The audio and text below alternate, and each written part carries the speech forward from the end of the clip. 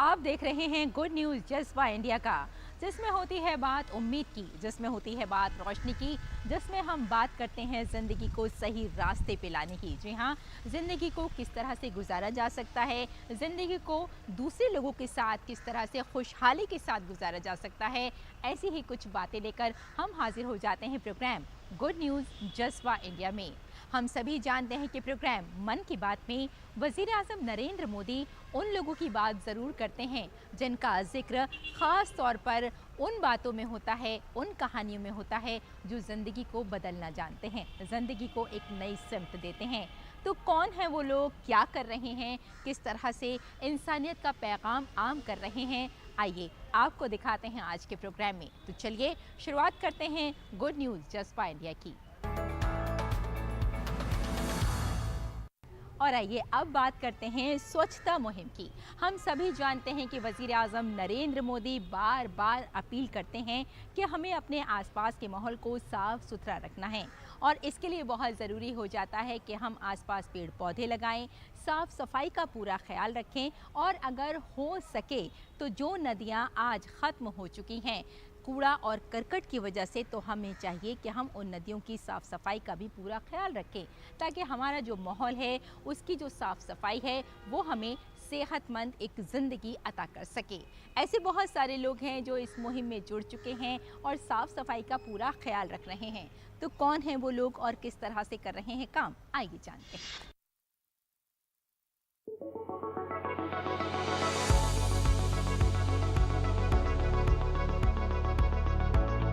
आइए आपको नागांव आसाम ले जाएं।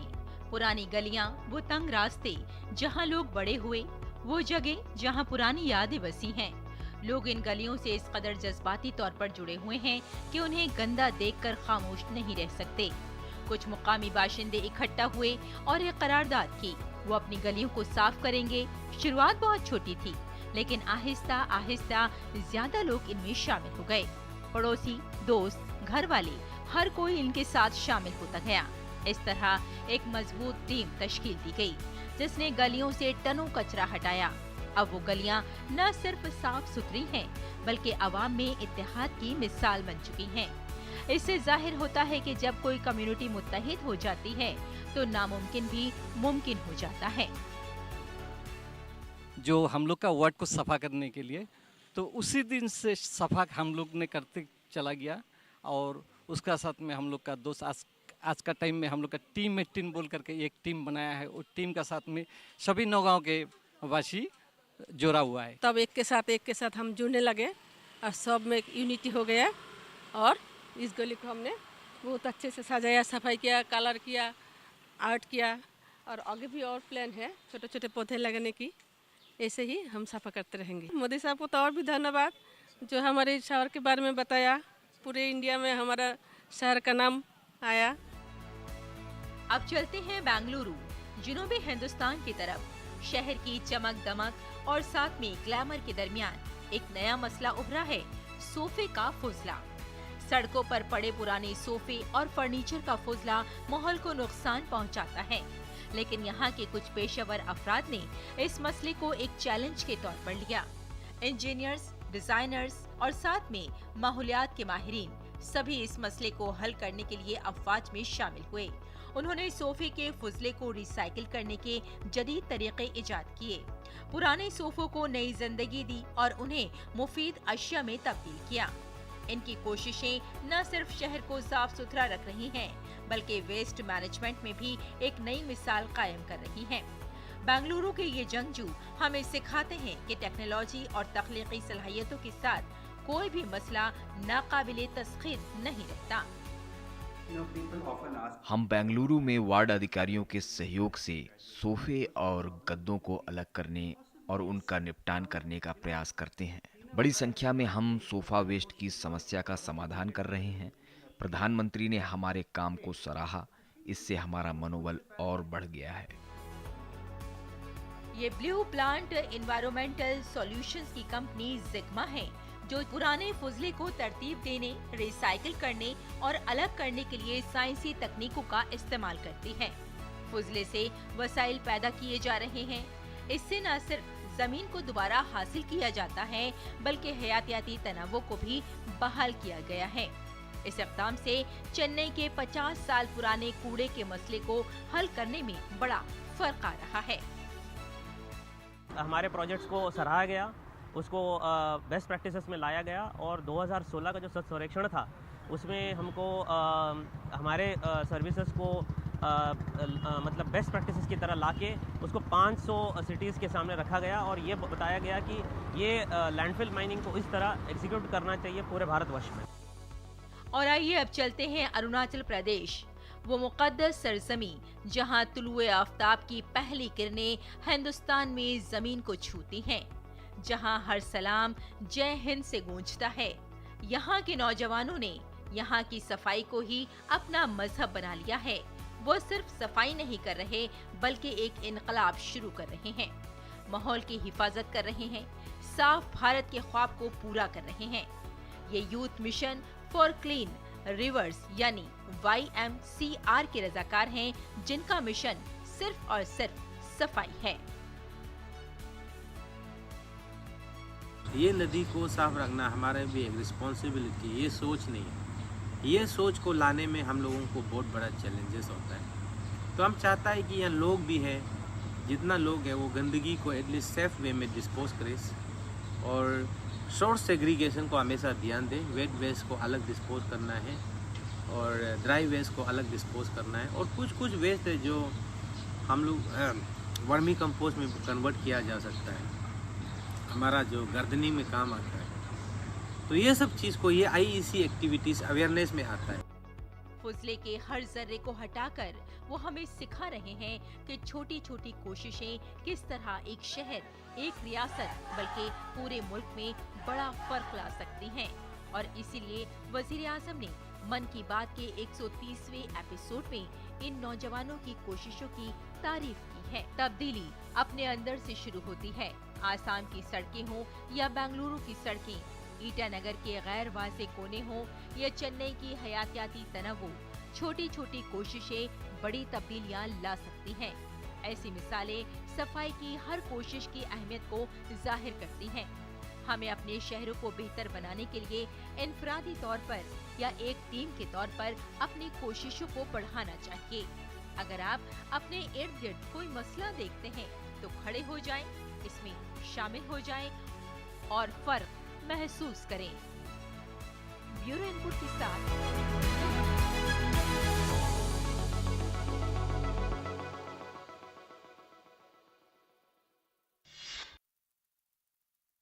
चलिए अब आपकी मुलाकात करवाते हैं हम खवातीन किसान से। ये वो किसान हैं जो काम कर रही हैं श्री अन्न पर। जी हाँ, श्री अन्न से यानी मिलेट से ये बना रही हैं जायकेदार मसनूआत, ऐसी पकवान जिन्हें खाने के बाद, जिनका जायका लेने के बाद लोग इनकी तारीफ़ किए बिना नहीं रह पाते। तो जनाब, ये अपनी ज़िंदगियां बदल रही हैं, लोगों को रोज़गार दे रही हैं और मिलेट्स को आगे बढ़ा रही हैं कि लोग मिलेट्स के बारे में जानें और मिलेट्स से जो चीज़ें बनाई जाती हैं उनका जायका भी ले सकें। वज़ीर आज़म नरेंद्र मोदी मन की बात में इसका जिक्र भी करते हैं और इन ख़वातीन का भी उन्होंने जिक्र किया है जो अपनी ज़िंदगी के साथ साथ श्री अन्न की ज़िंदगी को आगे लेकर चल रही हैं। तो आइए मिलते हैं इन ख़वातीन से।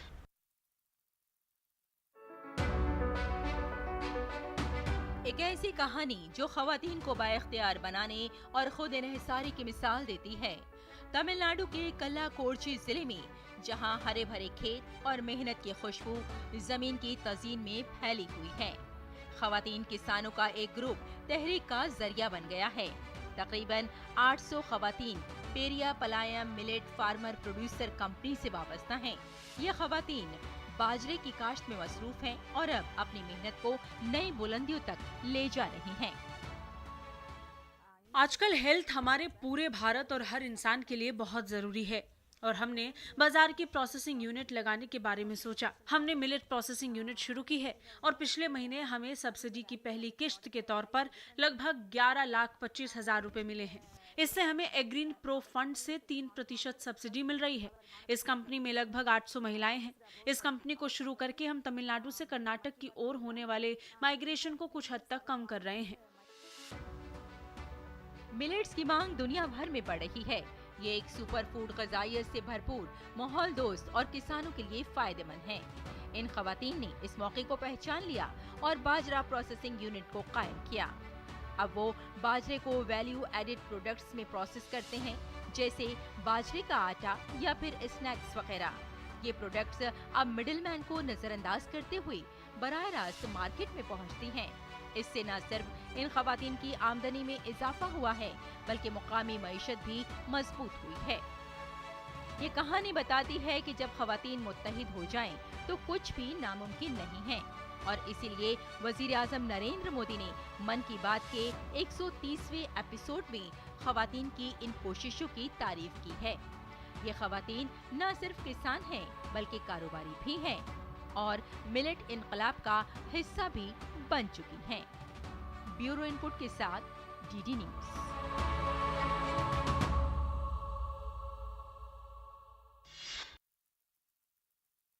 दोस्तों, क्या कभी आपने देखा है कि आसपास आपके घर के कोई मैदान हो और उसे लोग साफ सुथरा करने के बाद वहाँ बच्चे खेल रहे हों, लोग एक्सरसाइज करने लग जाएं और वहाँ पेड़ पौधे लगा दिए जाएं? ज़रा सोचिए कितना खूबसूरत कदम है। आपको हम बता दें कि ऐसे लोग हैं हमारे आसपास जो इस तरह का काम करते हैं, यानी जो एनवायरनमेंट है, जो हमारा आसपास का माहौल है, उसे किस तरह से खूबसूरत बनाया जा सकता है। इसके लिए लोग आज आगे आ रहे हैं, खुद कदम उठा रहे हैं, ना सिर्फ साफ़ सुथरा कर रहे हैं, बल्कि यहाँ तक कि उन पौधों पर भी काम कर रहे हैं जो हर्बल होते हैं। यानी अगर हम हर्बल पौधों के बारे में जानते हैं तो हम एक अच्छी और सेहतमंद ज़िंदगी गुजार सकते हैं। ज़रूरत इस बात की है कि हमें इन पौधों के बारे में पूरी जानकारी हो। ऐसे भी लोग हैं जो हर्बल पौधों पर काम कर रहे हैं। तो किस तरह से ये लोग काम करते हैं, आइए आपको दिखाते हैं।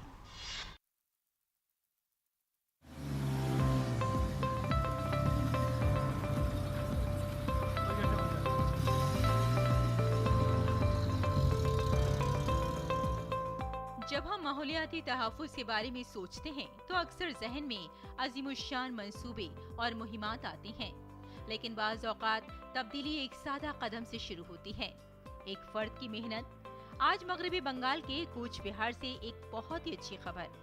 बेनोय दास ने अपने ज़िला को हरा भरा करने का काम अकेले ही उठाया है। गुज़श्ता कई सालों में वो हज़ारों दरख्त लगा चुके हैं। उनकी गाड़ी अब ट्री एम्बुलेंस बन चुकी है। ये बात काबिले जिक्र है कि पौधे खरीदने से लेकर पौधे लगाने और उनकी देखभाल तक के तमाम अखराजात उन्होंने बर्दाश्त किए। जहां जरूरी हुआ उन्होंने मुकामी बाशिंदों, तलबा और म्यूनिसिपल इदारों को भी शामिल किया। नतीजा, सड़कों के किनारे अब हरे भरे पौधे लगे नजर आ रहे हैं। बेनोय दास की कोशिशें हमें सिखाती हैं कि छोटी कोशिशें भी बड़ी तब्दीलियां ला सकती हैं। इस शहर का जिक्र भारत के प्रधानमंत्री ने किया। कूच बिहार के लोगों के लिए यह एक गर्व की बात है कि पूरे भारत ने इसे देखा। हमने इस परियोजना को 2010 में शुरू किया था। हमारा संकल्प है कि हम धीरे धीरे छोटे वन विकसित करें और उसका विस्तार करें। मैंने 5 छोटे वन बनाए हैं। भविष्य में मेरा इरादा हर नदी, बेसिन क्षेत्र में छोटे वन बनाने का है। और ये हैं जंगल में बीट गार्ड जगदीश प्रसाद अहिरवार, जहां ज्यादातर लोग जंगल को महज दरख्तों और पौधों का मजमुआ समझते हैं। वहीं मध्य प्रदेश के पन्ना जिले में साउथ पन्ना फॉरेस्ट डिवीजन के मोहिंद्रा रेंज में तैनात एक बीट गार्ड जगदीश प्रसाद ने जंगल को एक मोबाइल मेडिसिनल लाइब्रेरी में तब्दील कर दिया है। पन्ना के जंगलात में गश्त के दौरान उन्होंने महसूस किया कि बहुत से हर्बल पौधों की ना तो सही शिनाख्त की गई है और न ही मुनज़्ज़म तरीके से इन्हें रिकॉर्ड किया गया है। इसके बाद उन्होंने पौधों की शिनाख्त, इस्तेमाल और खुसूसियात की दस्तावेज इकट्ठा करना शुरू कर दिया। धीरे धीरे ये इक़दाम संजीदा तहक़ीक़ की शक्ल इख्तियार कर गया और जगदीश प्रसाद अहिरवार ने तकरीबन 130 हर्बल पौधों की अनवा की शिनाख्त और मुतालिया किया। मुकामी रिवायती इल्म को साइंसी हक़ाइक़ के साथ मिलाया और एक जामे रिकॉर्ड मुरतब किया। इस काम को जनूबी पन्ना फॉरेस्ट डिवीजन के DFO अनुपम शर्मा ने शाया किया। इसके बाद ये किताब महकमा-ए जंगलात के लिए एक हवाला किताब, तलबा और महक़क़ीन के लिए एक तहक़ीक़ी मवाद और आयुष और हयातियाती तनव्वुर के तहफ़्फ़ुज़ के शोबों में एक अहम दस्तावेज बन गई है। हमने गश्त के दौरान जा करके विभिन्न औषधीय पौधों की पहचान कर उनके फ़ोटोज़ लिए, उनके विषय में जानकारी एकत्रित कर अपनी डायरी में लिखा। और बहुत सी दिव्य औषधियाँ हैं जो लोकल के लोग, स्थानीय लोग नहीं जानते थे, जिनको हमने बताया भी। इसी तरह से अन्य औषधियाँ हैं जिनमें लगभग 129 प्रकार की औषधीय पौधों का हमने संग्रहण किया है, उनके फ़ोटोज़ लिया है और उनके विषय में विस्तृत जानकारी इकट्ठी की है। ये शेख गुंड गांव है जो जम्मू और कश्मीर के अनंतनाग जिले में वाक़ है। चंद साल पहले एक संगीन मसला फैल गया।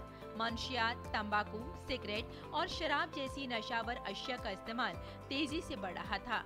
गांव के नौजवान और बच्चे उनका शिकार हो रहे थे, लेकिन इस गांव के रहने वाले मीर जाफर ने खामोशी से बैठने से इनकार कर दिया।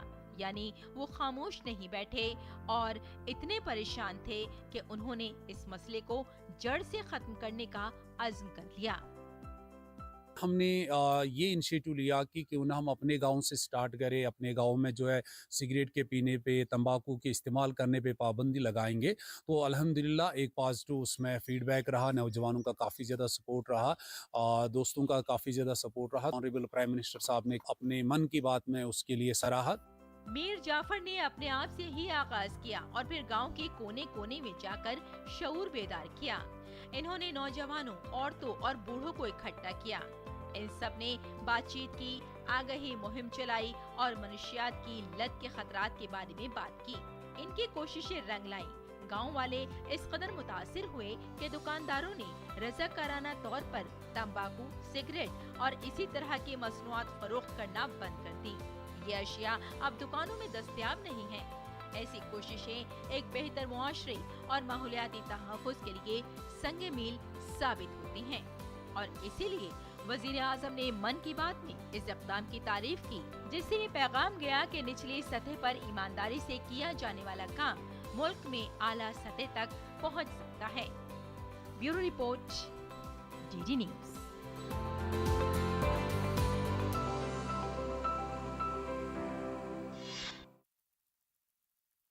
कहा जाता है कि अगर कोई मुत्तहिद हो जाए तो फिर जिंदगियां अपने आप ही बदल जाती हैं। लोग कामयाबी की इबारत लिखना शुरू कर देते हैं। ऐसे ही कुछ लोग एक साथ आए, मुत्तहिद हुए, तो उन्होंने जानते हैं क्या काम किया? जी हाँ, उन्होंने नदी को साफ किया, उस दरिया को साफ किया उन्होंने जो न जाने कब से ख़त्म हो चुका था। और उसकी वजह सिर्फ़ और सिर्फ यही है कि लोग उसमें कूड़ा डालते थे और वो एक वक्त ऐसा आया कि बिल्कुल ख़त्म हो गया। लेकिन लोग मुत्तहिद हुए, आगे आए, उसकी साफ सफाई की और आज वो कलकल करके बह रहा है दरिया। इतना ही नहीं, आसपास पेड़ पौधे लगाए गए ताकि लोगों को साफ सुथरा माहौल मिल सके। तो किस तरह से इस दरिया को किया गया साफ, आइए जान लेते हैं।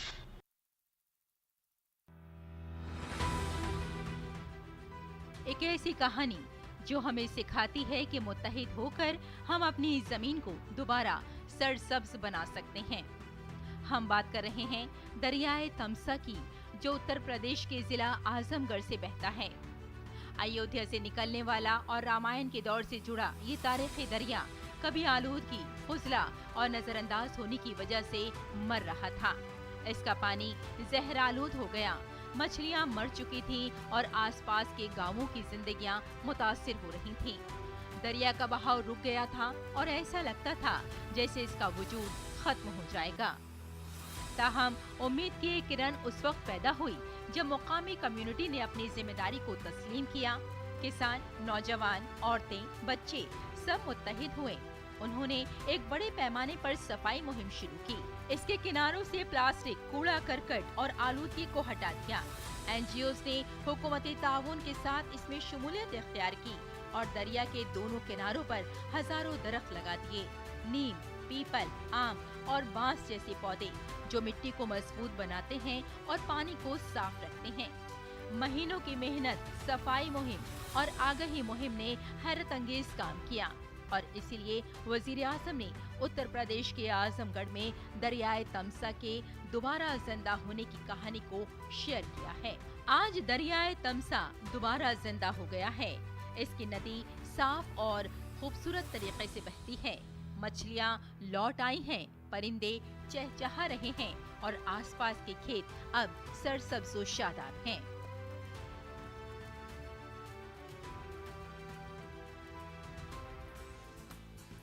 एक ऐसे इलाके का तस्वुर करें जहां पानी की कमी से फसलें मुरझा रही हों, जिंदगी मुश्किल बन रही हो। लेकिन अनंतपुर के लोगों ने हिम्मत नहीं हारी।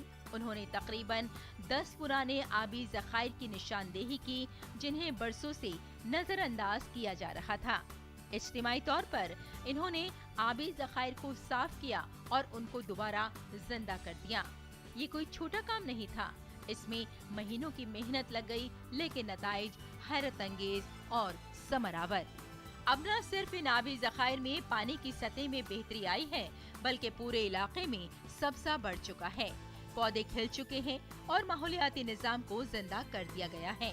परिंदे लौट आए हैं, जमीन जरखेज हो गई है और किसानों के चेहरों पर मुस्कुराहट है। अब चलिए आपको हम लिए चलते हैं एक ऐसे गांव में जहां लोग अपने घरों में खाना नहीं बनाते। अब आप सोच रहे होंगे कि भाई ये कैसे पॉसिबल है, लेकिन जनाब ऐसा है क्योंकि यहाँ पर है कम्युनिटी किचन और इस किचन में पूरे गांव का खाना बनाया जाता है। यहाँ लोग शेफ रखते हैं और उन्हें मंथली हिसाब से कुछ पैसे देते हैं और वो बनाते हैं पूरे गांव का खाना और लोग एक साथ बैठकर खाना खाते हैं। आपको हम यहाँ बता दें कि इस गांव में ज़्यादातर बुजुर्ग हजरात हैं जिन्हें खाना बनाने के लिए वाकई मुश्किलें पेश आ रही थीं। उनके बच्चे घर से बाहर हैं रोज़गार की तलाश में, और जब उन्हें खाना बनाने की मुश्किल पेश आई तो उन्होंने इसके लिए एक बेहतर कदम उठाया। यानी उन सब ने मिलकर बनाया एक कम्युनिटी किचन जहां बनता है पूरे गांव का खाना, दस्तरखान बिछता है और पूरा गांव वहां खाना भी खाता है। तो किस तरह का है ये गांव और किस तरह से कम्युनिटी किचन का ये ख्याल आया, आइए जान लेते हैं।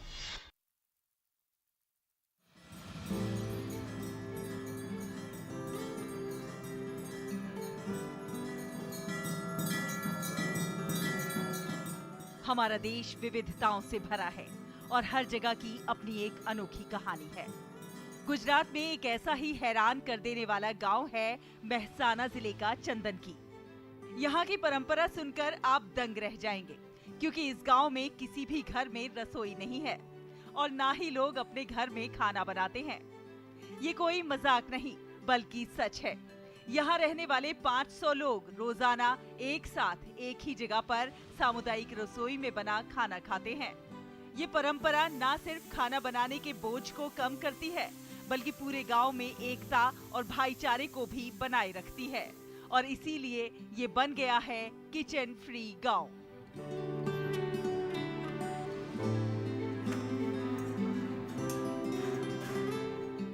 चंदन की गांव के लोगों ने मिलकर ये नियम इसलिए बनाया क्योंकि यहाँ की ज्यादातर आबादी बुजुर्गों की है। गांव के युवा नौकरी या कारोबार के लिए शहरों और विदेशों में जा चुके हैं और ऐसे में पीछे रह गए बुजुर्गों के लिए रोजाना अलग अलग घरों में खाना बनाना एक बड़ी मुश्किल बन गया था। ऐसा कहा जाता है कि इस परेशानी को दूर करने के लिए गांव के लोगों ने सामूहिक रूप से फैसला लिया कि क्यों ना सब मिलकर एक जगह खाना बनाएं और साथ में खाएं। जो शुरुआत में एक जरूरत थी, आज वो इस पूरे गांव की पहचान बन चुकी है और इसीलिए प्रधानमंत्री नरेंद्र मोदी ने मन की बात की 130वीं कड़ी में इस पहल की सराहना की। हमारे गांव में एक बढ़िया सा रसोई घर चल रहा है, कम्युनिटी किचन, जो पूरे गांव के लिए चलता है।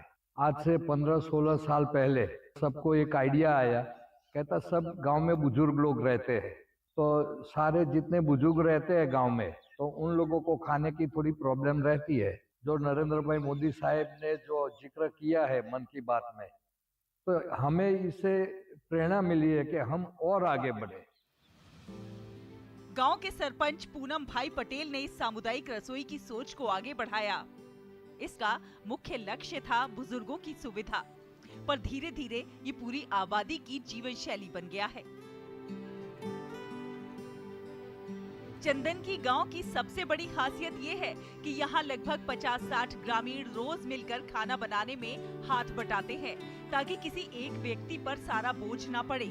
खास मौकों पर तरह तरह के विशेष व्यंजन भी तैयार किए जाते हैं जिनका सभी मिलकर आनंद उठाते हैं। इस अनूठी व्यवस्था से गांव का माहौल एक बड़े परिवार जैसा बन गया है। सभी लोग साथ खाते हैं, साथ हंसते हैं और मिलजुल कर रहने से जीवन और भी खूबसूरत हो जाता है। गुड न्यूज जज्बा इंडिया के लिए गुजरात के मेहसाना से प्रवीण सोलंकी की रिपोर्ट, डीडी न्यूज।